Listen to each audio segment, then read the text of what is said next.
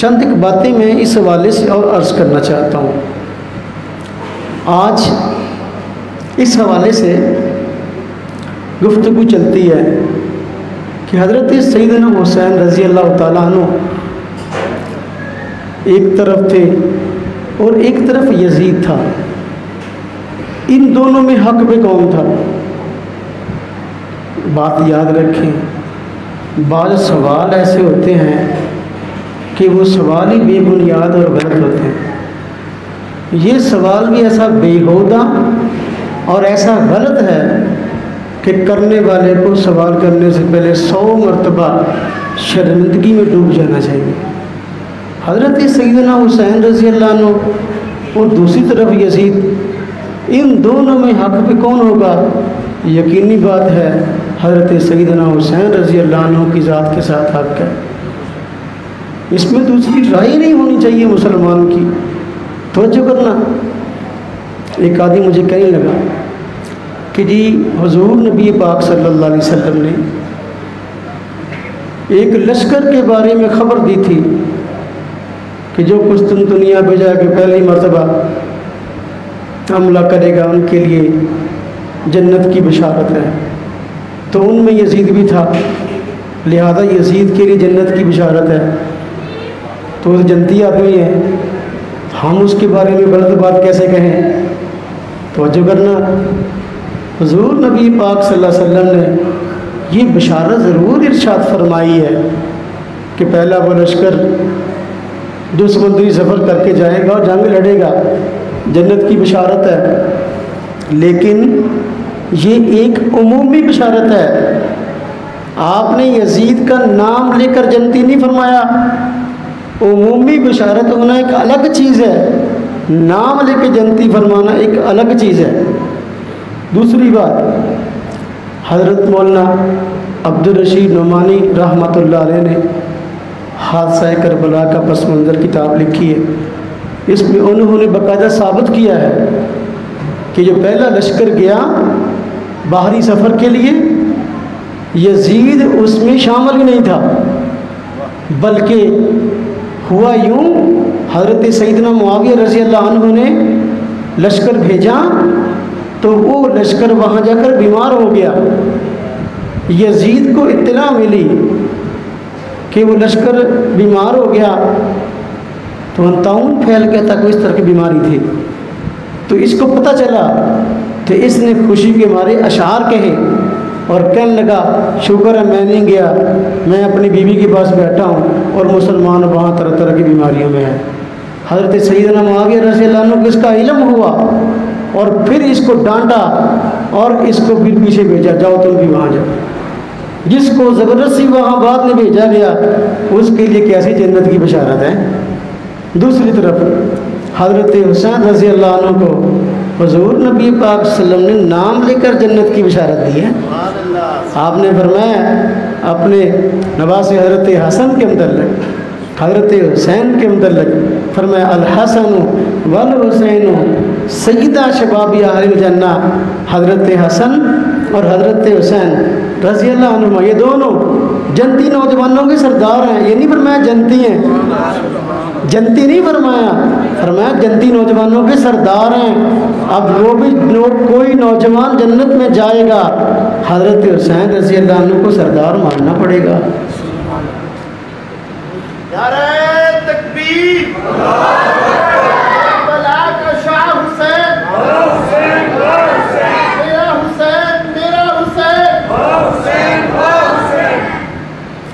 हज़रत सैयदना हुसैन रज़ी अल्लाह अन्हु आपके हवाले से और यजीद के तकाबुल के हवाले से ये बात ज़हन में रखें।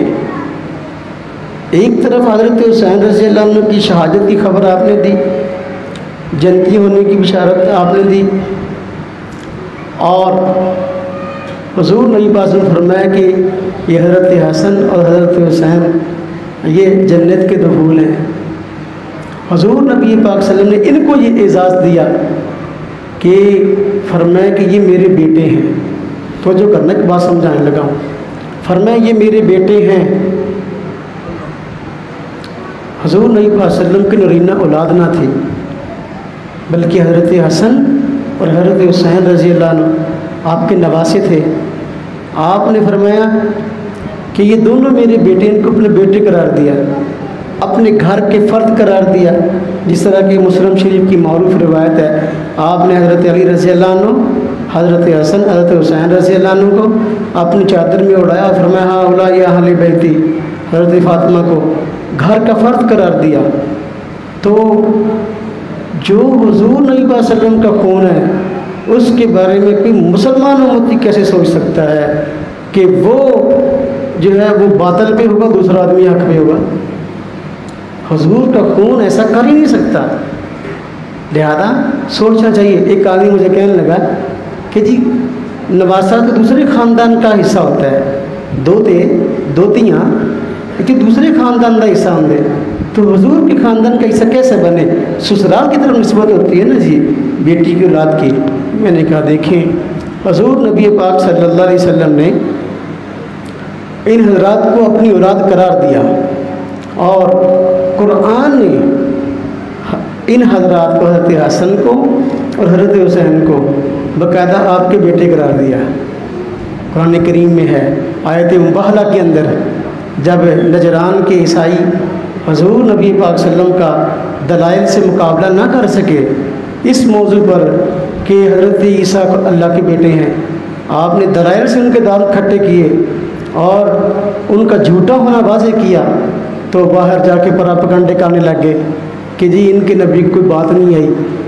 तो कुरान ने फिर मुबाहले की बात की कि नजरान के ईसाइयों को दावत दी गई कि भाई आप इकट्ठे होकर आ जाओ, अपने बीवी बच्चों को ले आओ, अपने घर के अफराद को, हम भी ले आते हैं, फिर हम एक दूसरे के खिलाफ बद्दुआ करते हैं, जो झूठा अल्लाह पाक उस पर लानत करेगा।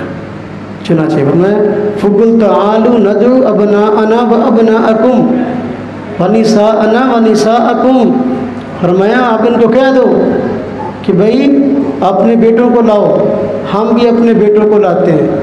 वनिसा अना वनिसा अकुम, अपनी बीवियों को लाओ, हम अपनी बीवियों को लाते हैं। हुज़ूर नबी पाक सल्लल्लाहु अलैहि वसल्लम हज़रत फ़ातिमा रज़ी अल्लाह अन्हा और इसी तरह हज़रत हसन, हज़रत हुसैन रज़ी अल्लाह अन्हु को लेकर मैदान में आ गए थे, ईसाई भाग गए थे। ये न तो अबना अना व अबना अकुम, कुरान ने फरमाया अब तुम अपने बेटे ले जाओ, मैं अपने बेटे लेके आता हूँ। हुज़ूर के बेटे कौन थे जिनको आप लेके आए थे? वो हज़रत हसन और हज़रत हुसैन थे। इसलिए किसी किस्म की बात कहने से पहले सोच ज़रूर लिया करें कि हज़रत हुसैन रज़ी अल्लाह अन्हु के मुतल्लिक़ बात कहनी क्या है। हुज़ूर नबी पाक सल्लल्लाहु अलैहि वसल्लम की नूरीना औलाद नहीं थी, बचपन में बेटे थे, फौत हो गए थे। उसकी वजह यह है कि अगर औलाद जवान होती तो सवाल है क्या वो नबी होती या ना। अगर वो नबी ना होती, सवाल करने वाला कहता कि हज़रत नबी पाक सल्लल्लाहु अलैहि वसल्लम तमाम नबियों से अफजल हैं, हज़रत इब्राहीम के बेटे तो नबी हैं, हज़रत याकूब के बेटे नबी हैं, हज़रत इसहाक़ के बेटे नबी हैं, तो हुज़ूर के बेटे नबी क्यों नहीं? अगर नबी होते तो हुज़ूर का ये एजाज़ था कि आप आखिरी नबी हैं, आपके बाद कोई नबी नहीं आना। मसला खड़ा हो गया। इसलिए आपकी नूरीना औलाद न रखी गई। अल्लाह पाक ने कुरान करीम में फरमाया मा काना मुहम्मदुन अबा अहदिन मिन रिजालिकुम वलाकिन रसूलुल्लाहि व खातमुन नबिय्यीन, फरमाया कि मोहम्मद सल्लल्लाहु अलैहि वसल्लम तुम मर्दों में से किसी के बाप नहीं हैं, वलाकिन रसूलुल्लाह, लेकिन अल्लाह के रसूल हैं, व खातमुन नबिय्यीन, लेकिन आखिरी नबी हैं। एक आदमी मुझे कहने लगा इस चीज़ का ताल्लुक समझ में नहीं आया आयत का। फरमाया तुम मर्दों में से किसी के बाप नहीं हैं लेकिन अल्लाह के रसूल हैं।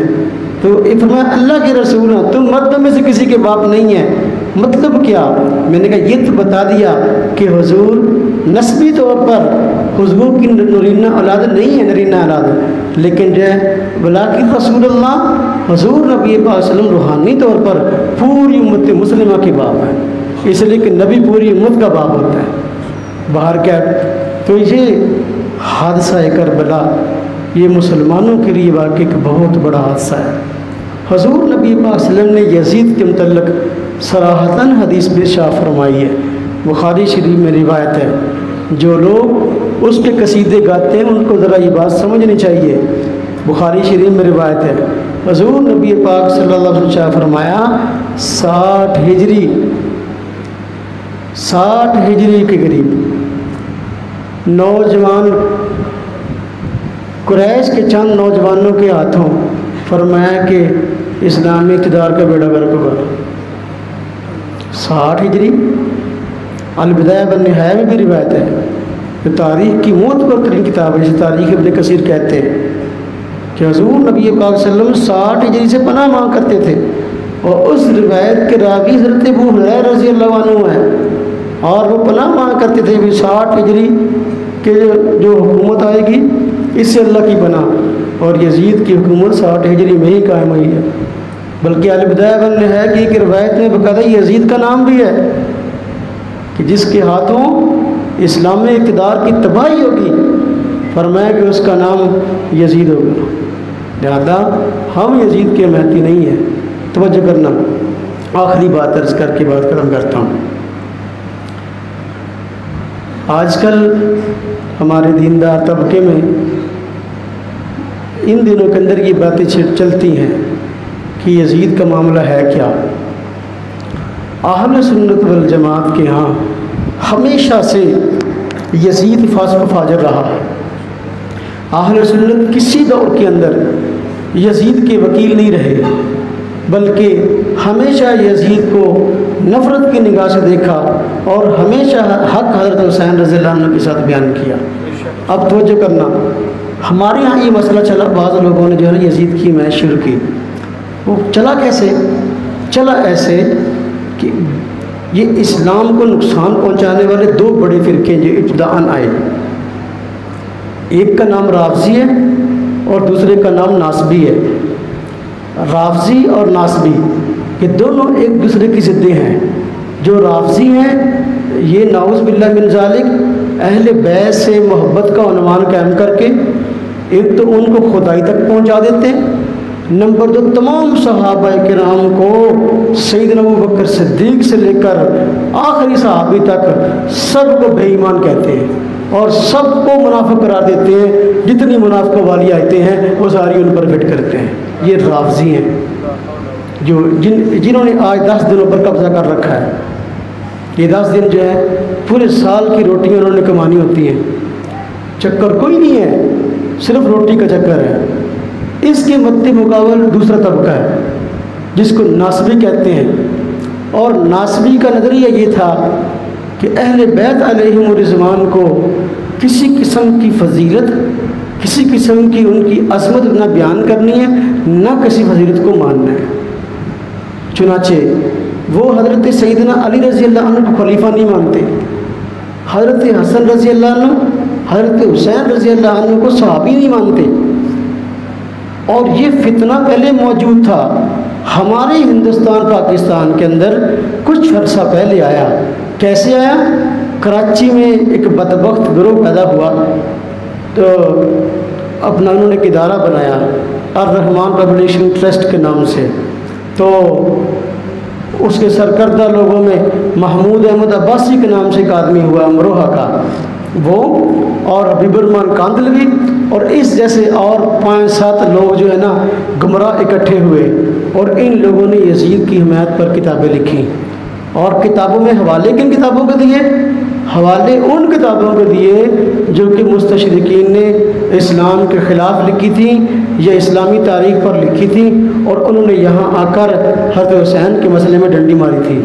इन लोगों ने उन किताबों से सारा मवाद लेकर किताबें लिखी। ये अपना महमूद अहमद अब्बासी ने किताब लिखी खिलाफत मुआविया और यजीद।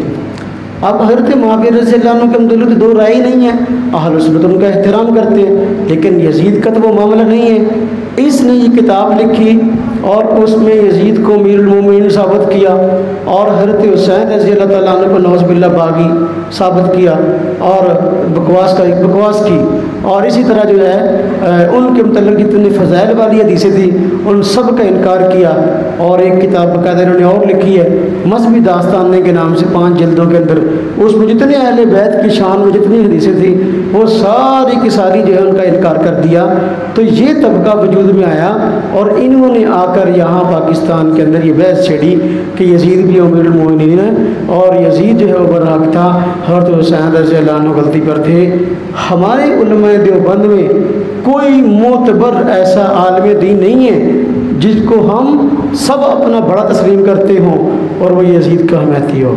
बल्कि जब ये महमूद अब्बासी की किताब छपी खिलाफत मुआविया और यजीद, उसके जवाब में हमारे दारुल देवबंद के मोहतरम हज़रत मौलाना कारी तैयब साहब रहमतुल्लाह अलैह नव्वरल्लाहु मरकदहू, उन्होंने बाकायदा इसके जवाब में किताब लिखी। किताब का नाम है शहीद करबला और यजीद। उस किताब के शुरू में बाकायदा लिखा है कि ये किताब दारुल देवबंद की तर्जमानी में और मसलक उलमा देवबंद की तर्जमानी में हरफ आखर है। उसमें हज़रत ने बाकायदा लिखा है यजीद फासिक व फाजिर है, यह हज़रत हुसैन रज़ियल्लाहु अन्हु हक़ पे हैं। मेरे अकाबर का नज़रिया छुपा हुआ नहीं है बल्कि छपा हुआ है, और एक किताब नहीं दर्जनों किताबें हमारे अकाबर ने लिखी हैं और यजीद से ऐलान बरात किया है। दारुल देवबंद के बानी हज़रत मौलाना कासिम ननोतवी रहमतुल्लाह अलैह ने बाकायदा किताब लिखी है हज़रत हुसैन रज़ियल्लाहु ताला अन्हु की शहादत पर। उसमें बाकायदा यजीद को पलीद लिखा है। और हज़रत मौलाना मुफ्ती रशीद अहमद गंगोही दारुल देवबंद के बानियों में से हैं, यजीद को फासिक व फाजिर लिखा है। हज़रत मौलाना अशरफ अली थानवी रहमतुल्लाह अलैह हमारे अकाबर में से हैं, यजीद को फासिक व फाजिर लिखा है। मुफ्ती आज़म पाकिस्तान हज़रत मौलाना मुफ्ती मोहम्मद शफ़ी साहब रहमतुल्लाह अलैह ने वाक़या करबला किताब लिखी है, यजीद को फासिक व फाजिर लिखा है। मेरे उस्ताद मोहतरम शेखुल इस्लाम हज़रत मौलाना मुफ्ती तकी उस्मानी साहब दामद बरकातुहुल आलिया ने हज़रत अमीर मुआविया और तारीख़ी हक़ाइक़ किताब लिखी है और यजीद को फासिक व फाजिर लिखा है। और उम्मत मुस्लिमा के अज़ीम रहनुमा हज़रत मौलाना काजी मज़हर हुसैन साहब ने बाकायदा इस मौजू पर 2 जिल्दों में किताब लिखी है और यजीदियों को लताड़ा है। हमारा हज़रत हुसैन के साथ ताल्लुक़ है, हमारा यजीद के साथ ताल्लुक़ नहीं है। हुज्जतुल्लाह फिल अर्द हज़रत मौलाना अमीन सफ़दर उकाड़वी रहमतुल्लाह अलैह ने बाकायदा तजल्लियात सफ़दर के अंदर जो है इस मसले पर वजाहत की है और यजीद को फासिक व फाजिर करार दिया है और अहले सुन्नत वल जमात को हमेशा हज़रत हुसैन रज़ियल्लाहु ताला अन्हु का मद्दा करार दिया है। लिहाजा उलमाए देवबंद का मौक़िफ़ ये है इस मसले के अंदर कि हज़रत हुसैन रज़ियल्लाहु ताला अन्हु हक़ पर थे और यजीद सरासर बातिल था। वो खुद हुक्मरान बना, उसको उम्मत मुस्लिमा में जो है बरसर करदा हजरात ने या उम्मत मुस्लिमा के बड़े हिस्से ने उसको हुक्मरान तस्लीम नहीं किया था, बल्कि वो खुद ही इस मामले में चढ़ दौड़ा था। लिहाजा उसने वो जुल्म किए जो कि वाकई तारीख़ अपनी मिसाल आप रखती है। ये बाज़ लोग ये समझते हैं कि यजीद के साथ मुखालफत हमारी सिर्फ इस वजह से है कि इसने हज़रत हुसैन रज़ियल्लाहु अन्हु और आपके ख़ानदान के हज़रात को जो है शहीद किया। अल्लाह के बंदों, मदीना तैयबा पर चढ़ाई करवाई और उसमें हज़ारों सहाबा किराम को जो है शहीद किया गया। मस्जिद नबी के अंदर घोड़े बंधवाए गए, 3 दिन तक मस्जिद नबी में नमाज नहीं हुई। ये यजीद है। मक्का मुकरमा पर हमला करवाया, मक्का मुकरमा में हज़रत अब्दुल्लाह बिन ज़ुबैर से मुकाबलाबाजी की और हरम का तक़द्दुस पामाल किया। ये यजीद है।